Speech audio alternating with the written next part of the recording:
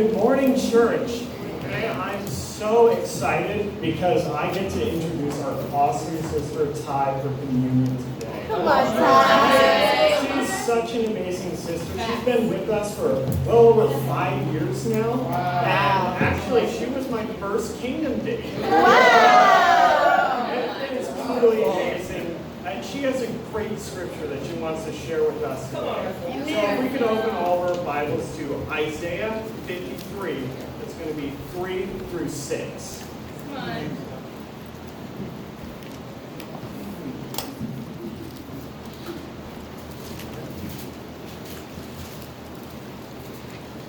All right, and that reads, He was despised and rejected by mankind, a man of suffering and familiar with pain, like one from whom people hide their faces. He was despised, and we held him in low esteem. Surely he took up our pain and bore our suffering, yet we considered him punished by God, stricken by him and afflicted. But he was pierced for our transgressions. He was crushed for our iniquities. The punishment that brought us peace was on him, and by his wounds we are healed. We all, like sheep, have gone astray. Each one of us has turned away, or has turned to our own way, and the Lord has laid on him the iniquity of us all. With that, I introduce that. Come on, Ty. Good morning, church. Come on, guys. So I really want to just share with you guys a little bit about my life, so you can understand what the scripture means to me. So when I was younger, I saw and experienced a lot of things that a child should have seen or experienced. When I was about 4, I was sexually abused, and it was, I think it lasted until like I was about 10.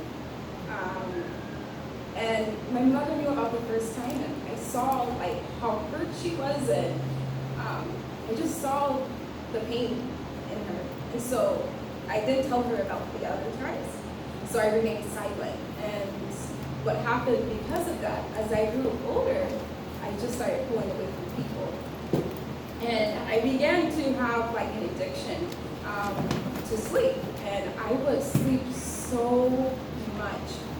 Like, it was to a point where my friends didn't know that he had a sister, that they had sisters, and my new friends didn't know that she had a daughter because I slept so much. I was so depressed, and I wanted to numb out. And so by the time I turned 18, and I got to college, I just wanted to be different. I wanted things to be different for me. I wanted to change. And so I started dating when I was 19, and I put everything in this relationship. I put my hope. I even was just so happy. And I thought that, man, this is now what happiness is. And a few years into the relationship, maybe 3, he just became very different and very abusive. And then and it will happen over a period of time. That this one time, he just snapped, and he picked me up and body slammed me on a table.